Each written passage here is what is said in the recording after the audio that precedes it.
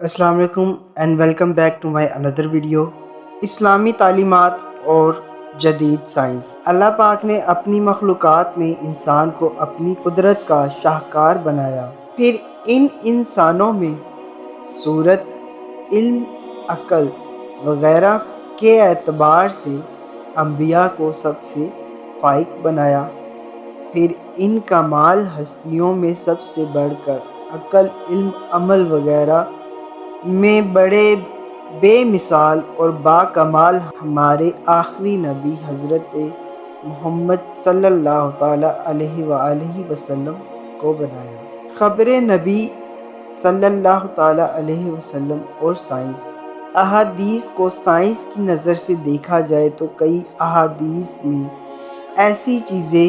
ایسی چیزوں کا ذکر آیا ہے جن کو سائنس نے کئی سو سال بعد دریافت کیا، لیکن اسلام کے ماننے والوں کو آخری نبی حضرت محمد صلی اللہ تعالیٰ علیہ وآلہ وسلم پہلے ہی بیان فرما گئے۔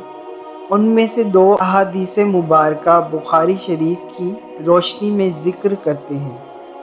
نمبر 1، رسول صلی اللہ تعالیٰ علیہ وآلہ وسلم نے فرمایا کہ تم میں سے ہر ایک اپنی ماں کے پیٹ میں 40 دن تک نطفہ کی صورت میں ہوتا ہے، پھر 40 دن تک خون کے لوتھڑے کی صورت میں ہوتا ہے، پھر اتنی ہی مدت وہ گوشت کے ٹکڑے کی صورت میں ہوتا ہے۔ اس کے بعد اللہ ایک فرشتے کو 4 باتوں کا حکم دے کر بھیجتا ہے تو وہ اس کے عمل، اس کی موت، اس کا رزق اور شقاوت یا سعادت مند ہونا لکھ دیتا ہے، پھر اس میں روح پھونک دی جاتی ہے۔ آج سائنس سینکڑوں تحقیقات، ہزاروں تجربات اور مشاہدات کے بعد اس نتیجے پر پہنچی ہے کہ انسان کی تخلیق ماں کے پیٹ میں اسی طرح سے ہوتی ہے۔ نمبر 2، آپ صلی اللہ تعالیٰ علیہ وآلہ وسلم نے فرمایا، جب تم میں سے کسی ایک کے مشروب میں مکھی گر جائے تو اسے غوطہ دیں، پھر اسے نکال پھینکے، کیونکہ اس کے ایک پر میں بیماری اور دوسرے پر میں شفا ہے۔ جب یہ کسی مشروب میں گرتی ہے تو اس میں اپنا بیماری والا پر پھیلا دیتی ہے، لہٰذا جب اس کے دوسرے پر کو بھی مشروب میں ڈبو دیا جاتا ہے تو اس کی بیماری ختم ہو جاتی ہے۔ سائنس کی کیا حیثیت علم مصطفیٰ صلی اللہ تعالیٰ علیہ وآلہ وسلم کے سامنے؟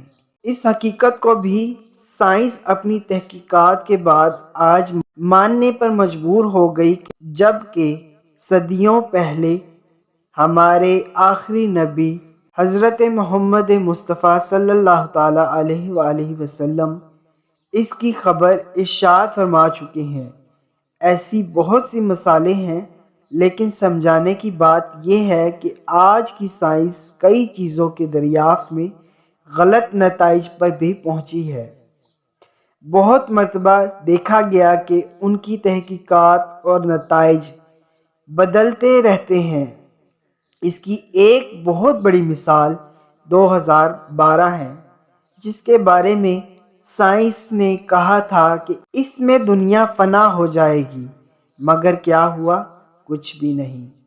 لہٰذا مسلمانوں کو چاہیے کہ کوئی بھی ایسا مسئلہ جس میں ایک جانب عقل یا سائنس ہو اور دوسری طرف فرمان مصطفیٰ صلی اللہ تعالیٰ علیہ وآلہ وسلم پر اپنا یقین برقرار رکھیں کہ یہ حقیقی بات ہے، اور عقل اور سائنس سے غلطی واقع ہوتی رہتی ہے۔ امید ہے آج کی یہ انفارمیٹیو ویڈیو آپ کو پسند آئی ہو۔ اگر ویڈیو پسند آئی تو چینل کو لائک کریں اور گھنٹی کے آئیکن کو دبا دیں تاکہ ایسی انفارمیٹیو ویڈیو آپ تک بر وقت پہنچتی رہیں۔ شکریہ۔